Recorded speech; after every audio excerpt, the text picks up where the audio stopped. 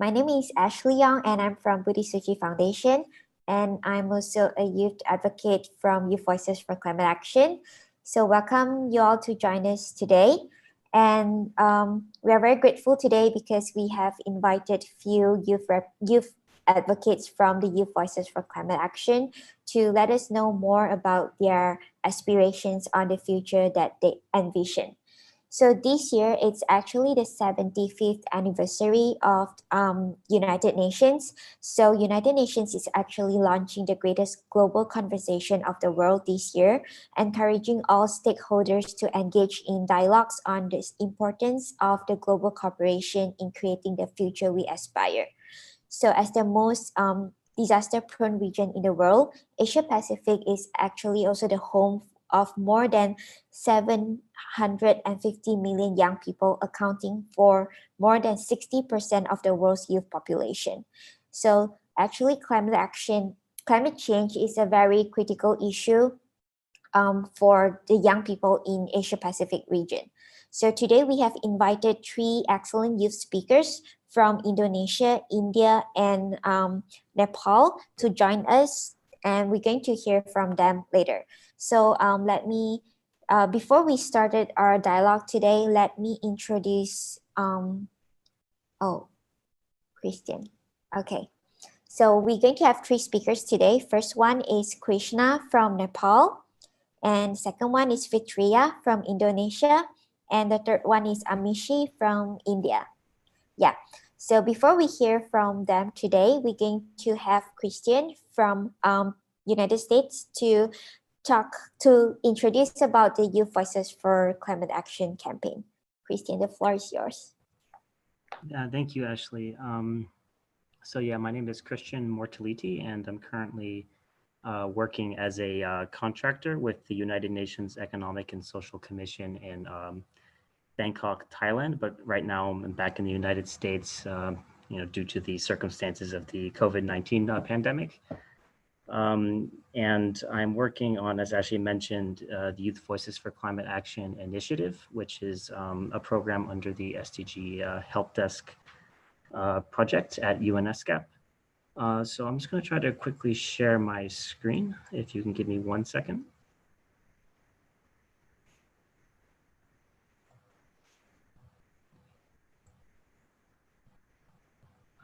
Seem to having difficulty.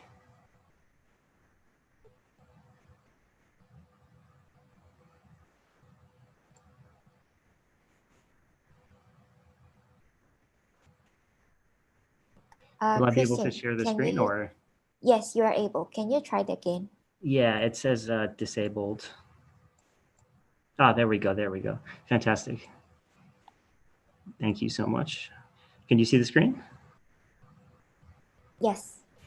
Thank you so much. Sorry for the short delay there. So as Ashley had mentioned to you, we're here today for the 75th anniversary of the United Nations, and the UN has, to mark this occasion, the UN has launched a global dialogue, bringing together, the voices of all the world's stakeholders, to discuss the pressing issues of today, as well as, our collective futures of tomorrow. And, the United Nations role, as the premier body fostering international cooperation is probably more vital today than it ever has been, in light of, the COVID-19 pandemic, as well as, the multitude of shared and compounding environmental issues that are environmental crises that are both, ongoing and imminent, that, really have no borders. And, youth, meanwhile, in this space are, more informed and sensitive to these issues, and are also drivers of innovation and, the inheritors of this future. And these factors together, make youth perhaps one of the most vital stakeholder groups in the world. So, it's for these reasons that we're here today, and for these reasons that ESCAP has, launched the Youth Voices for Climate Action initiative, at Asia Pacific Climate Week last September. And essentially the goals of Youth Voices for Climate Action are quite simple. So it seeks to kind of showcase, youth views on climate change, as well as their solutions and recommendations. It also seeks to build a, community of active youth advocates and partner organizations in solidarity around climate change, as well as to kind of highlight, the work that's being done by the youth advocates, kind of to showcase and provide inspiration for others via, the initiatives and projects and achievements of young people in the region, which are various and many. And what kind of makes Youth Voices for Climate Action unique is that it's also, truly regional in scope. So it encompasses, youth input from all SCAP member states, from Russia all the way to Micronesia in the Pacific. So it's truly, a regional, Asia Pacific wide initiative. And the way that we've been collecting kind of these youth voices are through, a simple survey, as well as through, youth statements that can take either written or video form. But, as a youth initiative, YV4CA, as Youth Voices for Climate Action is abbreviated as, is, really driven by its, by young people. And we've been fortunate, to welcome a number of youth advocates, on board to this initiative that represent, many countries from Southeast Asia, Northeast Asia, South Asia, and their collective actions, serve as an inspiration, and their help coordinating, statements has also been essential. And I also kind of want to highlight the role of partners and partnerships in this initiative. The 2030 Agenda for Sustainable Development, through one of its 5 pillars, partnerships really demands that, governments and stakeholders work together in partnership towards the 17 Sustainable Development Goals, which is highlighted by SDG 17, Partnerships for the Goals. And to those ends, we've partnered with a number of, impactful organizations from the Asia Pacific region, such as Youth Think Center in Beijing, who have been very good at disseminating our survey in China, through a WeChat survey, and as well as other organizations that are represented here today by, Ashley for Buddhist, Tsuji, and Krishna from YFeed Foundation. And, that being said, we would love to hear all of your voices as well. So you can very easily participate in this campaign by, taking the survey on our website online. You can apply to join as a youth advocate, and you can also submit statements online. And we would very, very much love to hear your voices as well, because everyone's voice matters. And that is kind of the essence of the 2030 Agenda for Sustainable Development, is leaving nobody behind. And that all being said, I hope and I very much anticipate that we're going to have a very fruitful discussion today. And I would want to wish everyone attending a good morning, afternoon, or evening, wherever you may be in the world. So thank you. And I'll pass it off to you again, Ashley. Thank you, Christian. So like what Christian has just mentioned, we are actually very excited to see more young people across the region to join us in this journey. And we hope that we can hear more voices of you talking about what kind of future you want.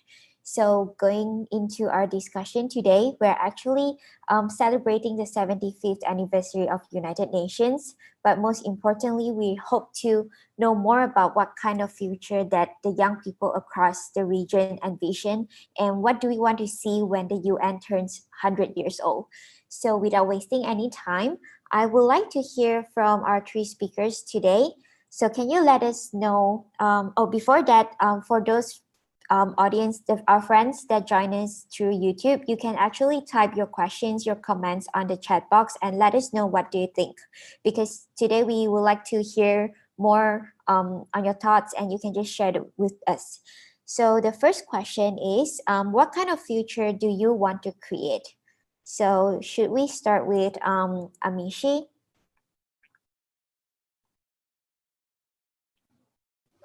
Yeah, hi. Thank you so much, Ashley. And I think I'll just quickly take a minute to introduce myself.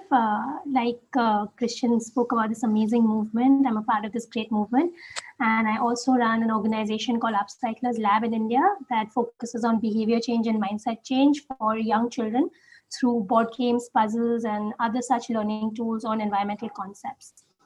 So for me, because I already work in this space, the future that I envision is one where I would like to see more consumers take responsibility for their actions and their choices and make better sort of consumption decisions, and lead more meaningful lives through the purchases that they make and the actions that they take. And that's actually the endeavor that we are trying to pursue as well through the work that I do at Upcyclers Lab as a full-time entrepreneur. And we try to sort of impact the way children's behavior will kind of be molded as they grow into adults, and also see if we can create young change makers at a very early age that can impact their households and their communities as well.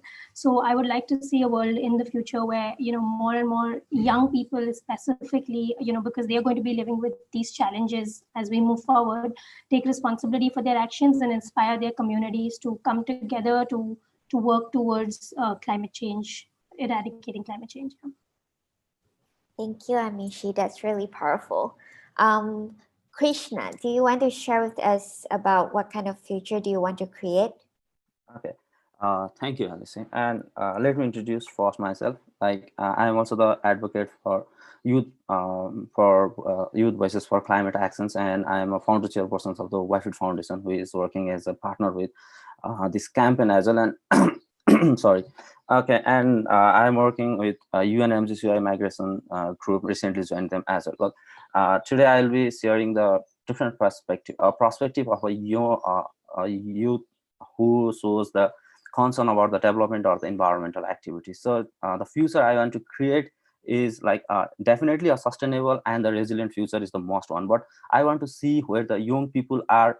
A majority of the leads are taken by the young people, and especially the women, where they were backed by the elder or experienced persons. Maybe we can see the recent in the history of this generation, more than 1.2 billion people are turning into their adulthood, and they are on the need of a new job or their or health facilities, or there are different kinds of dreams. And considering this pandemic, the number has been significantly increased. But I want to see the futures where those every individual's dreams are secured, or their dreams are fulfilled, where they have a peace of mind on living, along with the environment, clean environment, and peaceful nature. That's the future I want to see for our upcoming generation, actually. Thank you, Krishna. Fitria. All right. Thank you, Ashley. Hi, everyone. It's nice to meet you. I'm Fitria. You can call me 50. I'm from Indonesia. And the future that I want to create actually basically just the better world with many youth will take part to save the environment and to become advocates for our world. Since we are living in the world, it's not only the advocates work for to save the environment, it's everyone work to save the environment. So yeah, I hope that in the future world that we can live in a better place, like secure, peace, and a healthy world, which is we all can try to grow more and more as a better humankind and present whatever the best we can present to our environment and to save and preserve it in every way we can do. Thank you. Thank you. So we understand that actually climate action is kind of at the main core of your work now. So can you let us know more and let the audience know, like, how does climate change affect your the future that you envision and your life? How does it affect you? Let's start with Amishi. So I think there's no question in terms of how we expect climate change to kind of affect all of our collective futures. I think that's why so many of us today, especially the youth, are kind of working in this direction and working in this field, because it kind of encompasses every single part of our life today, right? I mean, we talk about so many natural disasters happening all around the world. We've been ourselves facing the pandemic, and while we're in the pandemic, we're seeing, climate events that haven't been seen before. And it's kind of impacting daily life, it's impacting the economy, it's impacting the way we live, it's impacting healthcare, it's impacting every single aspect of our life. We see how the pandemic has impacted education as well, and just in general life, every aspect of our life. And this is just going to get more and more, it's just going to get worse and worse. And, this is something that we need to address today. I think we've been talking about it for a while, but now it's the time to kind of take action and really focus on a collective path that can lead us out of this situation together. Thank you, Amishi. Krishna. Yeah, like for me, it has for me personally, the gradual changes on the climate change has been impacted on the different kind of decision making, or maybe we can say examples of the migrations or the other issues as well. It's the personal thing, but as a visions or the every things which we see around the world happening due to because of the climate change. We can take an example of the recent devastating landslides or happening major of the cities of the Nepal, and many of the peoples have been lost their life. So it has been creating a kind of traumatized situations mentally as well, and people are limiting their decisions or due to just because of its climate vulnerable, or it's because of their they don't feel secure. So it has been creating every individual or different indirect or direct pressurized in their mindset, and these changes and everything also helped me to be an initiator actually. So everything which I used to see, and then the changing natures day by day has also helped me to honestly speaking, to help me to establish my own organization, so that I can advocate or I can take actions on behalf to maybe to recover it, or to maybe create a better futures for the upcoming generations. And yeah, that's it affected me in the vision of my life. Thank you, Krishna. Fitriya, let us hear your thoughts. Yeah.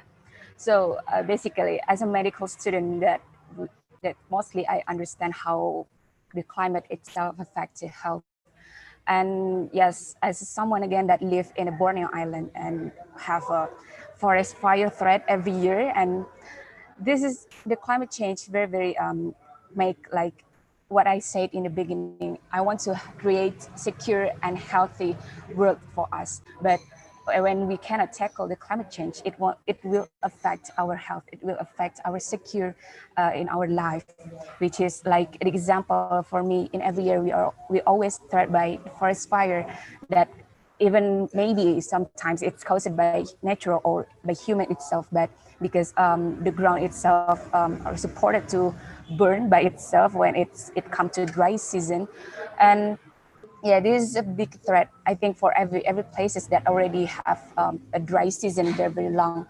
So the climate change can worsen it, and it can affect our health, it can affect our security to live in a peace, in a better place that we deserve. Like the health is our right. We have right to live in the health and peace and secure livelihood. And this climate change can affect this. And how can this make a problem with my vision, because I'm a healthcare. I will be someone that work in healthcare. And how can I provide this health and environmental approachment between that? And yeah, this climate change, of course, this will affect how can I live with peace and secure and health environment. And also in the other hand, this my challenge also, how to provide the more information and to become the advocate, not environment advocate, but as the medical background, I will provide also the health and environment solutions in my city and country. That's all. Thank you, Fitriya. On the YouTube chat box, Actually, Swati, she mentioned about the future she envisioned is a clean environment wherein we live with being minimalist in all our needs, which is a very important behavioral change that we should see on every young people now, especially us that are staying in Asia Pacific, as we are facing very serious natural disasters almost every year. Yeah. So for the third question, I would like to have you all to think about, are we on the right path to building a better future? And do you think we are on the track in achieving the Sustainable Development Goals, particularly in SDG 13 climate action? So are we on track now, and how does your work align with it? Let's start with Amishi.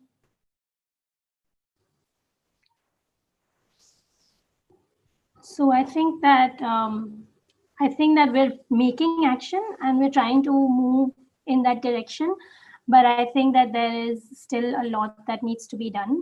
I also think one of the challenges that I've seen, at least in India, is that people tend to look at things individually.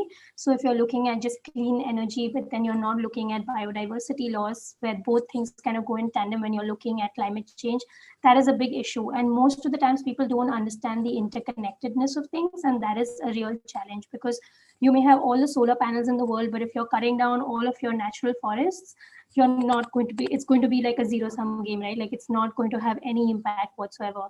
So you need to kind of look at things more holistically and also focus on challenges and specific things that your country can do based on your ecosystem and your position at the moment, and build solutions like that. And that is not just something that the government can do, but also something that citizens can do. They can petition for it, they can make better consumption decisions. And I think that this is no longer the time where we can sort of play the blame game and say, hey, you know, this particular organization or this particular stakeholder group needs to be more active. I think all of us have to kind of work together to solve this issue. And we first and most importantly, we need to educate ourselves on the interconnectedness of the climate change issue, because it's all pervasive and every single thing is interlinked from the oceans to land. And we cannot be very sort of, laser focused in our approach. This has to be wider. We have to understand the entire picture before we decide on an action plan. And I think that is something that is missing, at least from the context that I come from the South Asia region. And I think that is something that we need to improve on. Thank you, Amishi. Krishna, could you let us know, do you think like your country is on the right path to building a better future and achieving the Sustainable Development Goals?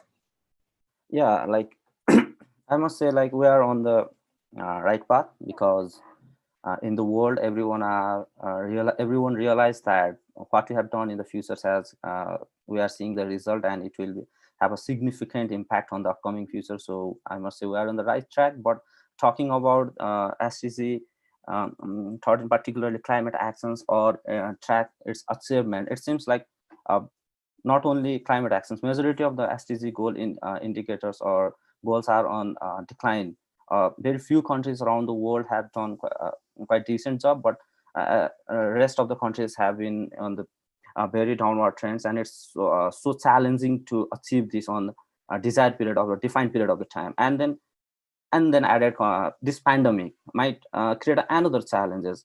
There is a one positive side which this pandemic has shown is like what is to be like a clean environment, less mobility or less gas emission, or fewer industrializations. What it looks like to be, what it is it gave us an example of what environment we are seeking or what kind of climate we want in the future. But still it has majorly diverted the attentions of the government or the individuals, because so the priorities might be changed in the upcoming future. So it for me personally, I feel it's like quite complicated or major challenging to achieve the SDG development goal in any goal or climate actions goal in the desired period of the time. Yeah, that's all.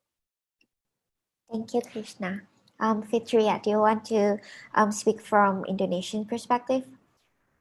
Okay, for me, in my perspective, we are, even though we're not really going so well, but I think we're still progressive on that way. We are still keeping on the track to reduce the carbon footprint that can affect the climate change itself.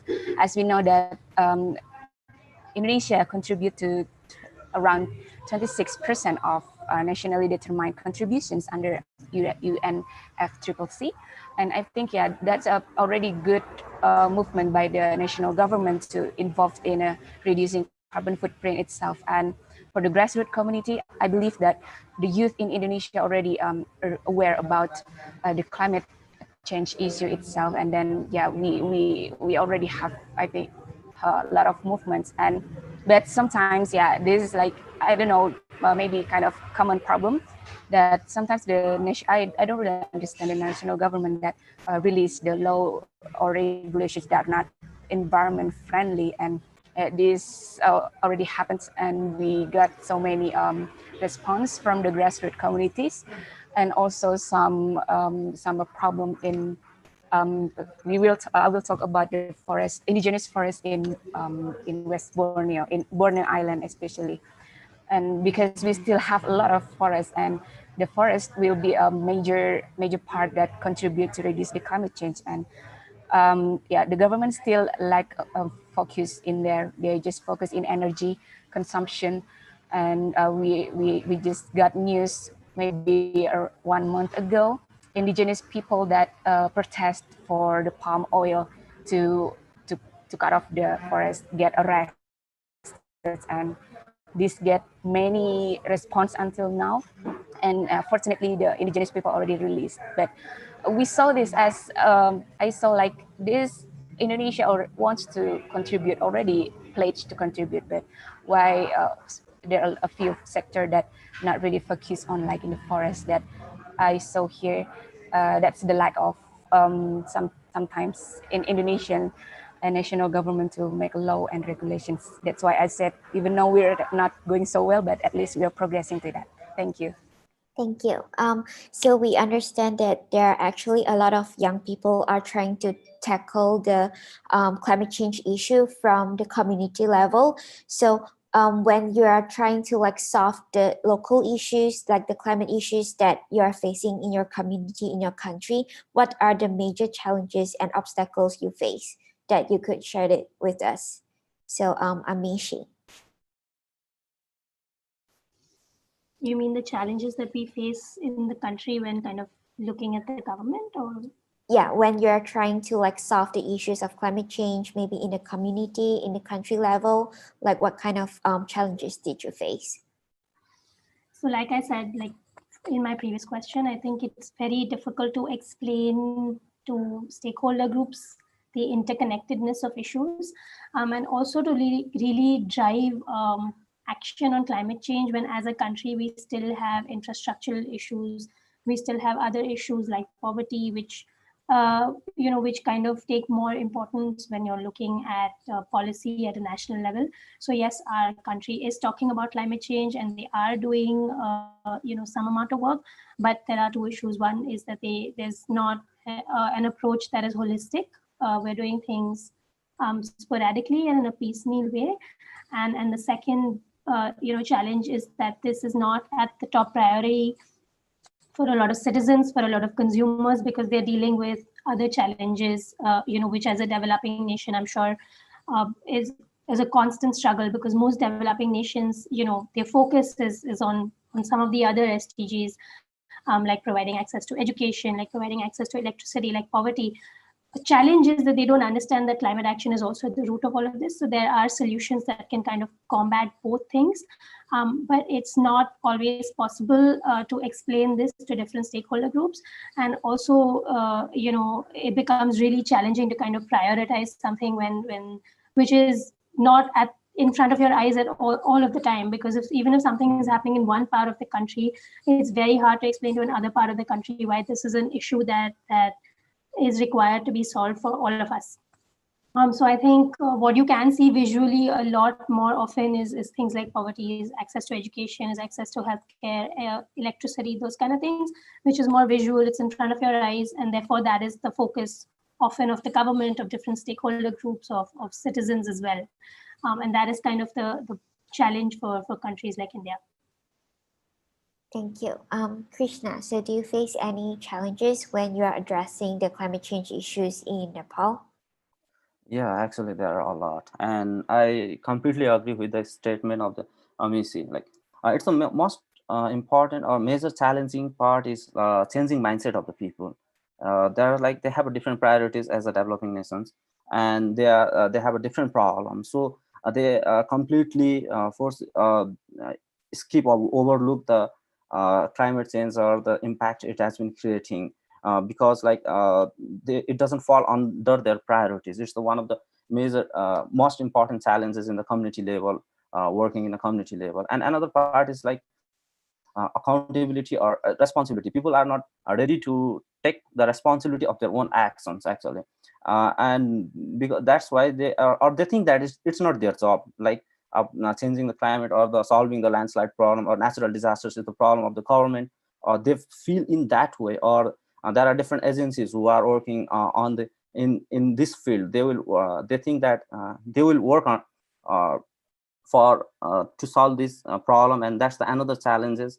And talking about as a overall countries, developing countries at different priorities, as like industrialization, they need to be prosperous, or they need to have a high number of jobs, and in the name of jobs, facilities, or security, the major industrialization has been going. And I like to take one example of our own country, because like Nepal is in a desperate need of one like big international airport, or to avoid all the traffic congestions. And Nepal is planning to make in Nisgard. And to make that airport, they have to cut more than 100,000 bigger small trees, or maybe even more. So different priorities has been set apart, or look the climate actions or climate problems has been overshadowed of the different priorities.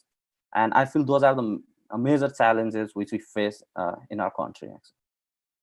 Thank you, Krishna. Fitriya.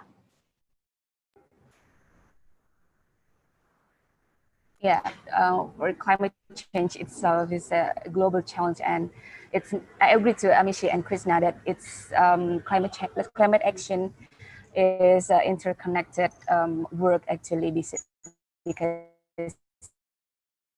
it involves multi-sectoral work that need to accomplish together. And yeah, for me, basically, I see this climate change in a two perspective, in the upstream level and in the downstream level. In the upstream level, of course, we need national or local government that help to support by maybe a regulation law or strategy that can help the grassroots. In the downstream part can work well. And yeah, of course, like I mentioned before, Indonesia government wants to release a constituency that slightly have a unfriendly environment, and it's like allow investor to exploit the environment in Indonesia, and that's still the problem. Like that's the upstream part that make the regulation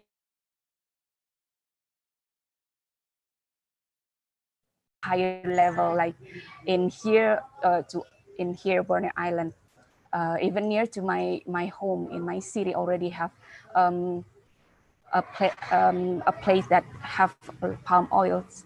And how can we fight for this if the government allowed to investors to open more and cut off the forest more, and not leaving the indigenous forest or even the preservation forest in the city? And we as just the youth that volunteer, the people and non-government organization, we just can advocate and just voice our suggestions and recommendations. But back again, the government, the upstream part, will take the decisions. But I think what we need, then what we can do is start from ourselves, which is this climate change contribute by the carbon footprint, and we as a humans produce the carbon footprint every day, even by our breath. And how can we footprint start from ourselves? And yeah, I think for us to make a biggest change, we need to start from ourselves to have a small change first. And yeah, this perspective for development country, I agree to Amesi and Krishna. We still have a lot of focuses, and yeah, we as the advocate, we as the environmentalists, we as a youth need to remind the government that the environment issues still exist and it will not affect one part of people or one group of people, but it will affect everyone in the earth. Thank you. Thank you.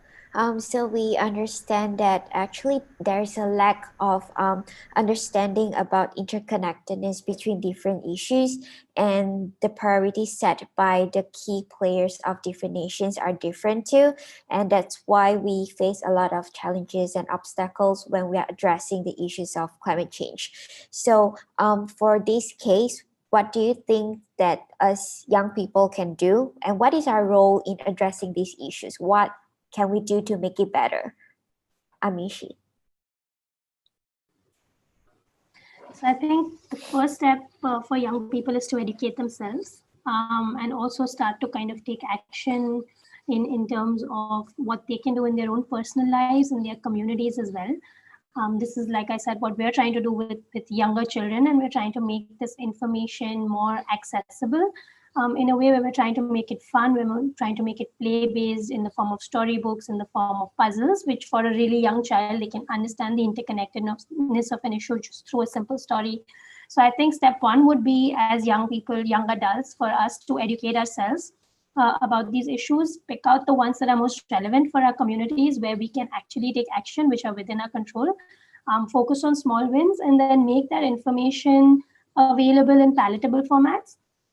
Because, very honestly, especially coming from a developing country where people have very different priorities, like Krishna also mentioned, it's very hard to tell people, go out and educate yourselves, go out and read the IPCC report.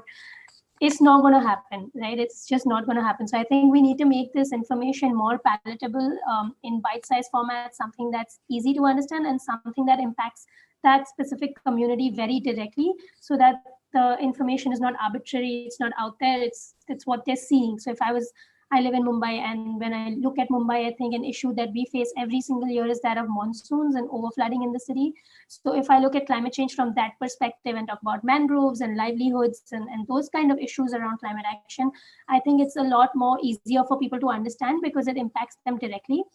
And also making this issue information available in a format that's easy for them, in the form of short form content or something that's play based, rather than trying to send them a big report and lots of statistics to read, which very frankly a lot of the times people don't have time for, and it's not their top priority during their day. So I think that is something that we can do as young activists in this space. Thank you, Amishi. Krishna, do you want to let us know your thoughts? Yeah, thanks. Talking about the young people, more than half of the populations of the world, as the younger generations, are under 30 living the planet. And this is the history where this generation has been the more well educated and the literate. So each and every individuals are young, people doesn't need to be a come or directly be play the role of the initiator, but what they can do is like a very small act, such as they can change their lifestyle, or they can reduce the carbon emissions by sharing the ride, or maybe they slowly change their living style into the or energy sources to the green sources. It collectively it will create a big impact. That's the every individual things each individual young people or each individual others can do in their daily life, they can do in their daily life. And there are other things which we can do is current young generation has been mostly connected people around the world with the different medium, and they had to be live as a responsible citizens and as a consumer as well. They need to be put the pressures on the governments or the authorities if there is something bad is happening, or they need to speak up about themselves or what's going on around the communities. And in short, if I have to sum, every youth need to be an initiator where it is possible and where they can be, and they need to join the movement if it's for good, if it's for the environment, and most importantly, changing the lifestyle. It sounds very small, but collectively it will create a big impact. So let's call it a small act, a big small actions, big impact. So those are the roles. Yeah, that's all. Thank you, Krishna. Fitriya. Yeah, thank you. So basically, yeah, like I mentioned before, everything needs to start from ourselves. As a youth, that we have a big populations, like the biggest part of the population in the world, and how can we empower ourselves? Which is we already have patient power that we need to release it. What kind of activity that we want, and since this world not only belong to certain people, a certain group, it belong to everyone. So you guys can take part to save the environment itself by change yourself into green lifestyle, bring your tumbler, bring your goodie bag, recycle thing, reuse something. It's already little things, but it's very precious for our earth. And I think by joining this discussion, you already commit yourself to know more about the climate change, to know more about the issues, environment issues. And if you want to join the movement, it will be better because, like I said, we as youth have power to build community, build organizations that we want to bring one or two vision mission. It's up to you, and we still have that place, we still have that chance to empower ourselves, and then it will be better if you can empower other. But basically, yeah, let's start from ourselves. If you want to make a big change, just start from change yourself. Thank you. Thank you, Fitria. So from our conversation, we actually highlighted the importance of educating the younger generation, like including those who are younger than us, like the children nowadays. So I think it's really important education that we should provide to all the younger children and to let them know how climate change would affect their future. And in addition to that, we also talk a lot on the behavioral change. How do we change our lifestyle, our way of living to make sure that we reduce our carbon footprint? We are not creating more mess to our world. So could you let us know, like, what are the actions you're taking in your daily life? What Fitria have mentioned. How did you and how would you encourage everyone else to take to create a more sustainable and climate resilient world? So let's start with Amishi. Yeah, so I think first of all, people are really scared of the information that's out there, because a lot of the times there's like meat eaters who've been told to just go vegan and just take like these extreme actions in their life, which is not their first nature. So I think for like young people out there, I think the most important thing is to take small actions that are achievable. I've done the same in my life. We try to at home segregate our waste, use less plastic, just consume lesser in general, consume local wherever possible, where of course vegetarians in India, luckily that's something that's pretty common. But just eating less reliance on dairy, less reliance on meat, using public transport where possible, just making conscious choices on a daily basis, just asking the question of how this is going to impact the climate every time you're going to purchase something or every action that you take. And initially, of course, it's hard, and you don't have to go from zero to zero waste in 1 second, but it's something that it's a daily sort of process, and then you build it into your life, and you keep moving forward and forward as you go along, and try to take actions that have a larger impact. So that's what I do in my life as well, and that's what I kind of, anyone who asks me how they can lead a more sustainable life, this is what I tell them as well, that you need to take smaller actions that are achievable for you, and that's something that's sustainable for you in the long run. It fits within your lifestyle, rather than trying to go zero waste for 1 month and then forgetting about sustainability completely the second month. So I think it's about consistency and building up to something that's larger, rather than trying to try and achieve everything on day one. Thank you.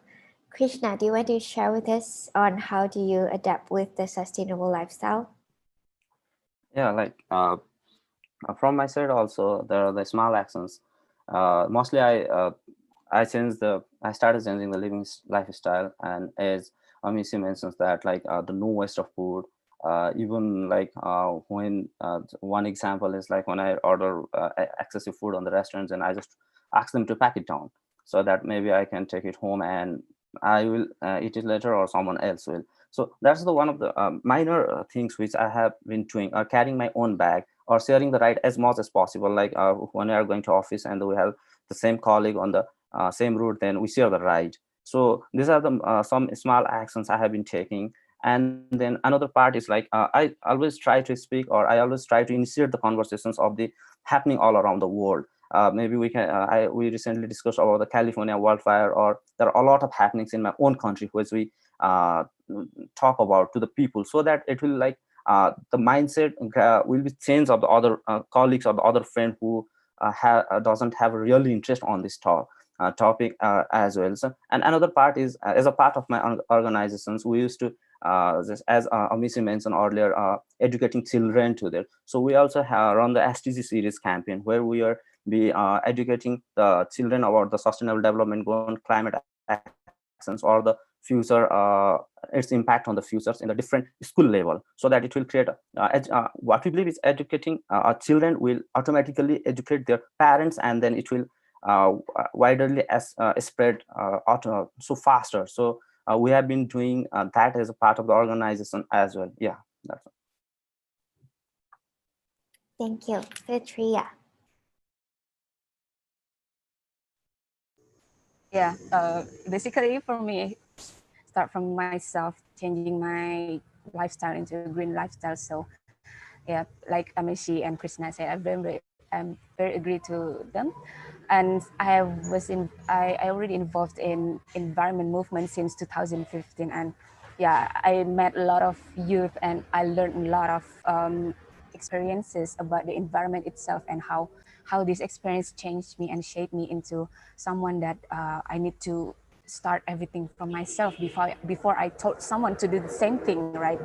And yeah, that's the important thing, to change into a green lifestyle, reducing my carbon footprint. And beside of that, I tried not only to empower myself, but empower people around me, and even across the country. I established the Asia Pacific Climate Project that's supported by YP4CA, also with my friend from Bangladesh and Myanmar. And this is even though this is a virtual project that needs that wants to raise the awareness, but I think, yeah, this is what we can do. This is what I and my friend can do to involve in the climate actions itself. So yeah, we all can do everything that we want, as long as we want to do that. And yeah, everything start from ourselves, and let.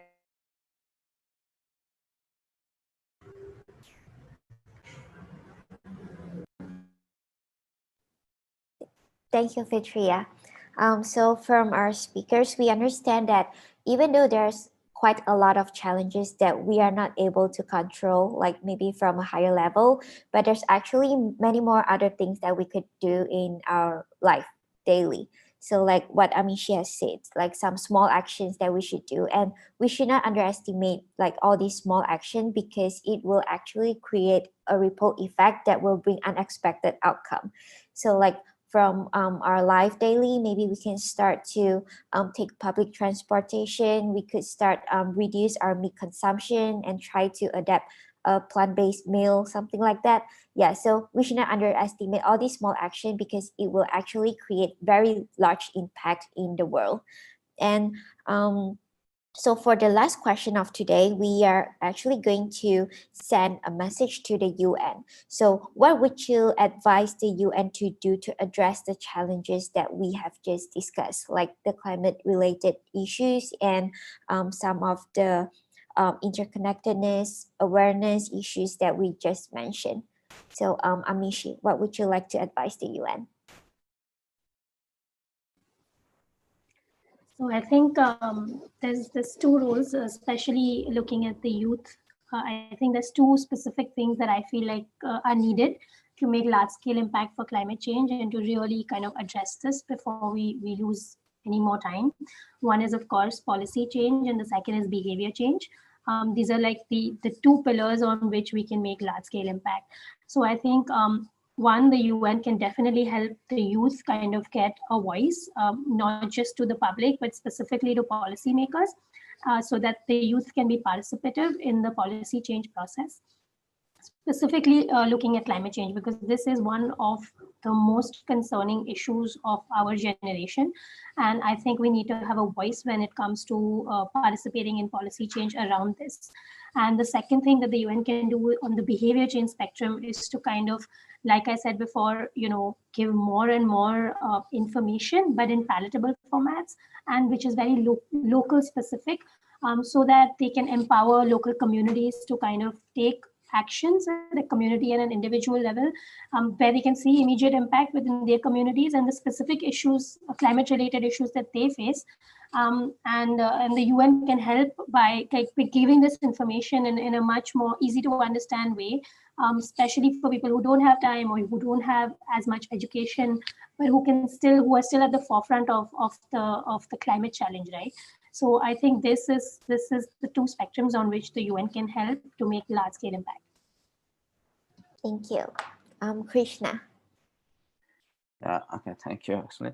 Yeah, this is like, I like to say that there are, it's like different policies and the actions level. So it's a time where we need to more focus on the actions level, who is directly create an impact on the grassroots level. As Mrs. mentions earlier, we need to work on the local partnerships. It needs to be done by the UN agency, and it need to be, or other organizations as well, but it need to be done in a wider spectrum, because like partnering with grassroots level, or working with them to understand the problem or resolving that would be the one major steps towards climate change. And another thing is like wider partnerships with the youth, so that like what I believe is like youth are one of the most innovative minds, and they are the risk taker as well. So if different agencies start partnering widerly with the youth, or they get the opportunity to stay in the table or stay in the policy making sessions, then it will be more effective or more impactful. That's all. Thank you. Filtria, what advice would you like to give to the UN? All right. For me, first one is pressing the national government to localize solutions according to the province or regional needs, because we have a different geographical and problems, of course, in every region, maybe in other country also the same thing.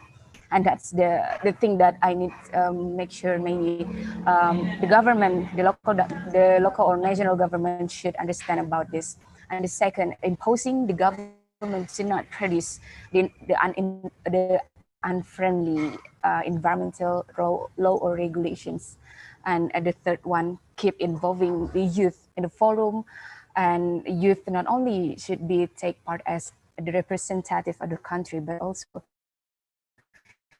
the law or regulation observer in their respective country. I think that's all. Thank you, Filtria.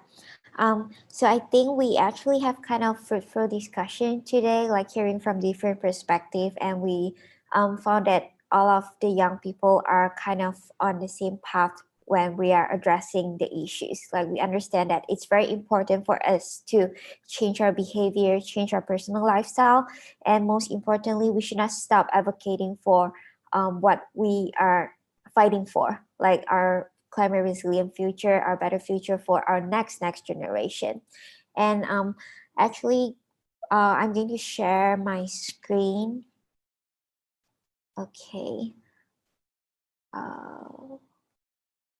Okay, so we are also trying to like promote the surveys today, because as UN is celebrating its 75th anniversary, the UN is trying to collect more voices from the community on what kind of future that we envision. So you could please, those who are joining us, you could just scan a QR code, and you will be brought to the website, and please join please fill out the surveys. And also we have another survey for Youth Voices for Climate Action on the right, and you can just scan a QR code again, so you are able to access to the survey. And we would very love to hear from more young people on your thoughts on climate change issue. Yeah, and feel free to join us, and you can check more information about the campaign on the website as well. Okay.